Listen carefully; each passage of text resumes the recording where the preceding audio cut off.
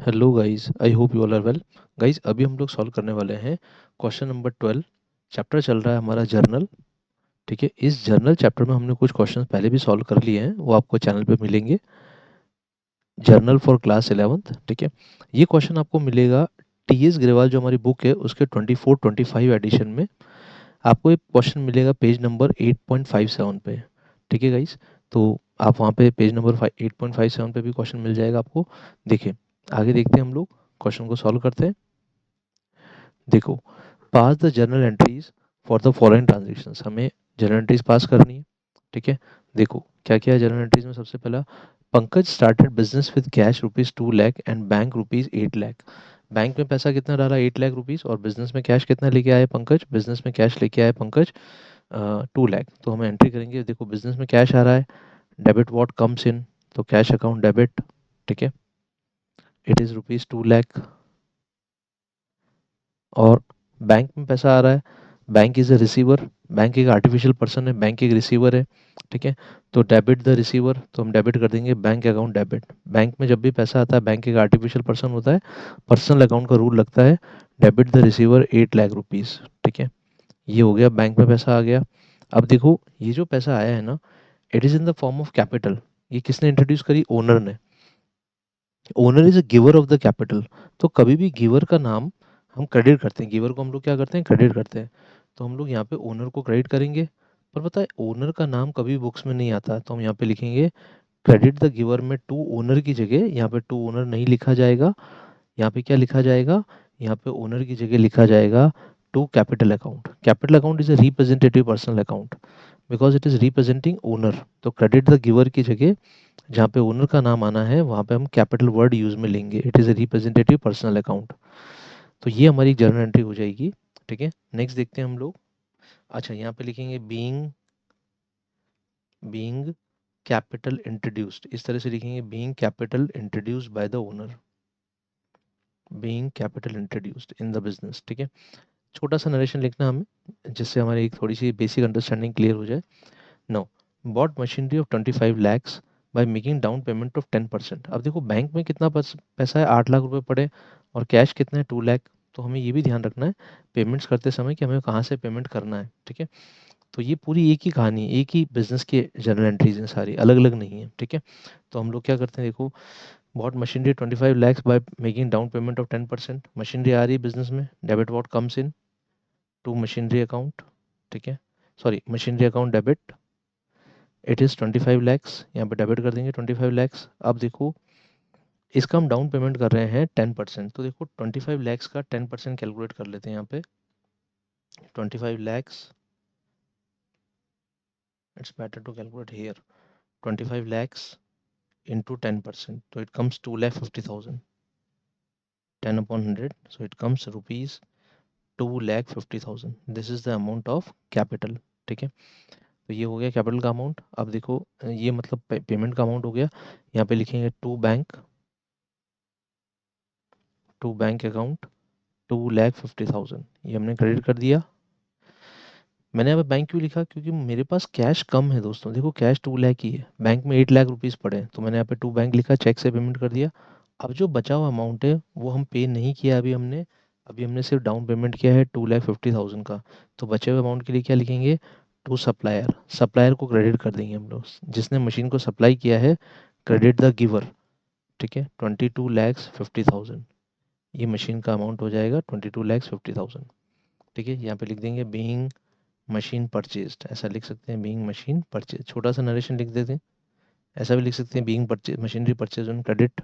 No, paid rupees 48,000 for wages for installation of machine. अब हमने जो वेजेस पे करी है, that is not a wages for making the goods, that is a wages paid for installation of machine. तो machine account में debit होगी, ये capital expenditure machine account में डेबिट होगा, it is not a revenue expenditure. हम goods बनाने के लिए वेजेस पे नहीं कर रहे हैं, हम मशीन को इंस्टॉल करने के लिए वेजेस पे कर रहे हैं। तो हमारी एंट्री होगी machinery account debit, machinery account debit 48,000 to wages, हमने कैश में पे की है, कुछ ने बोला था हम कैश ही मानेंगे, टू कैश अकाउंट 48,000। सो ये हो गया वेजेस का। यहाँ पे लिखेंगे being wages paid for installation of machinery, wages paid for installation of machinery. ये हो गया हमारा, एक और सॉल्व हो गया। ठीक है, इस तरह से जनरल एंट्रीज करते जाना है।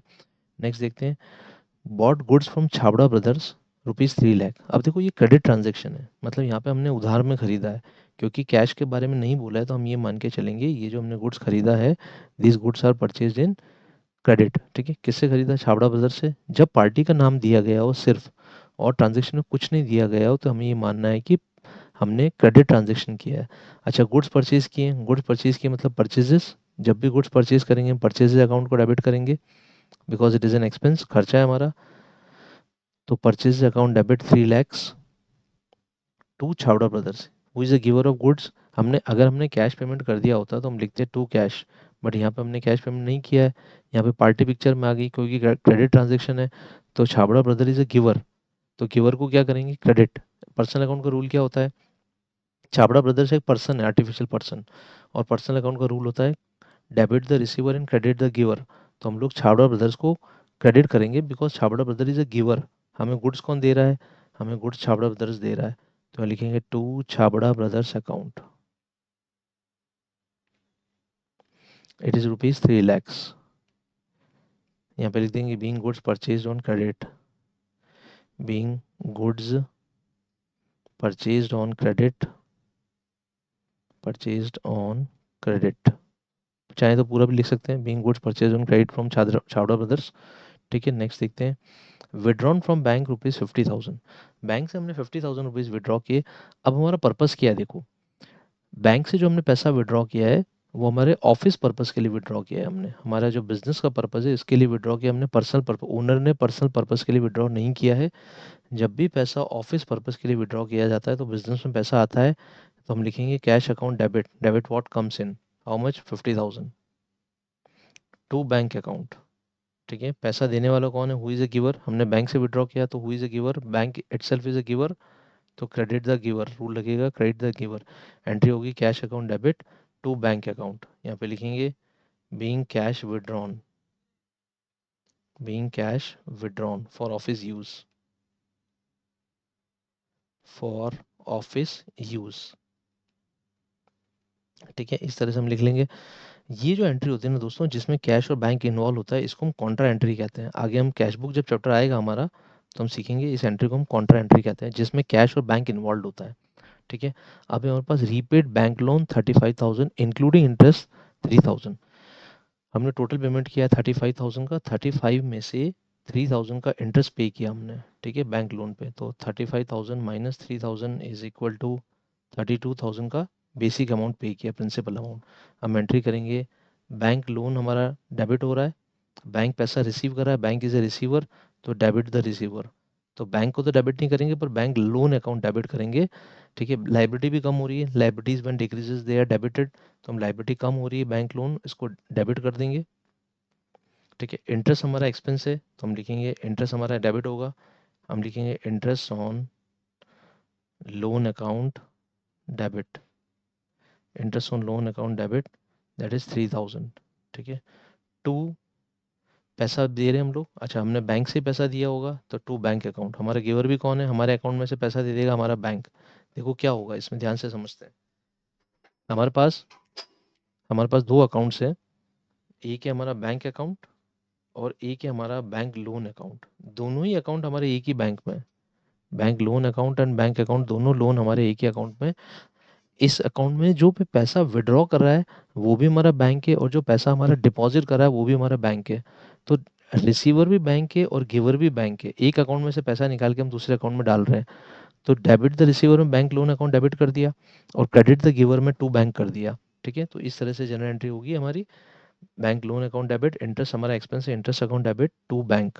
यहाँ पे लिखेंगे being bank loan and interest repaid. ठीक है, छोटा सा नरेशन कुछ भी लिख सकते हैं, bank bank loan repaid. Now sold goods to Samuel 40,000, 40,000 का हमने गुड्स बेचा हमने सैमुअल को। सैमुअल हमारा कस्टमर है। अच्छा, यहाँ पे सैमुअल का नाम है सिर्फ, कैश नहीं, तो इसका मतलब ये ट्रांजेक्शन कौन सा है दोस्तों? ये ट्रांजेक्शन हमारा क्रेडिट ट्रांजेक्शन है। ठीक है, हम एंट्री करेंगे Samuel he is a receiver of goods, debit the receiver, Samuel account debit, debit the receiver. To sales, sales हमारी इनकम है, इनकम को क्रेडिट करेंगे to sales account 40,000, to sales 40,000। यहाँ पे लिखेंगे being goods sold on credit, goods sold on credit, simple. Next देखते हैं, received from Samuel 39750, discount allowed 250 rupees. अब देखो रिसीव फ्रॉम सैमुअल, सैमुअल हमें पैसा दे रहा है तो हम एंट्री करेंगे।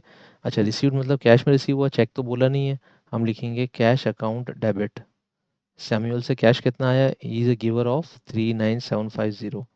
अच्छा हमने उसको डिस्काउंट दिया, मतलब हमें लॉस मिल रहा है, लॉस को हम डेबिट करेंगे, डिस्काउंट अलाउड अकाउंट डेबिट, ठीक है, इट इज़ 250 रुपीज़। अच्छा ही is a giver of cash and loss, वो हमें कैश भी दे रहा है लॉस भी दे रहा है, तो हम लिखेंगे to Samuel account credit the giver, to Samuel account 40,000। यहाँ पे उसका फुल सेटलमेंट हो गया, 40,000 हम मांगते थे, हमारे पास आ गया 40,000, being cash received, being cash received from Samuel. ये हो गया हमारा एक ट्रांजेक्शन। नेक्स्ट देखते हैं हम लोग, पेड रेंट 37500 बाय चेक, हमने रेंट पे किया चेक से, रेंट हमारा एक्सपेंस है, एक्सपेंस को डेबिट करेंगे, रेंट अकाउंट डेबिट, ठीक है, इट इज़ 37500 टू, चेक से पे कर रहे हैं, सॉरी टू बैंक अकाउंट आ जाएगा, क्योंकि हमारा हमारा रेंट कौन पे करेगा, हमारा बैंक, हम तो चेक पे कर देंगे, but who will be the actual giver, bank will be the actual giver, so credit the giver 37500। यहाँ पे लिखेंगे being rent paid, being rent paid by check,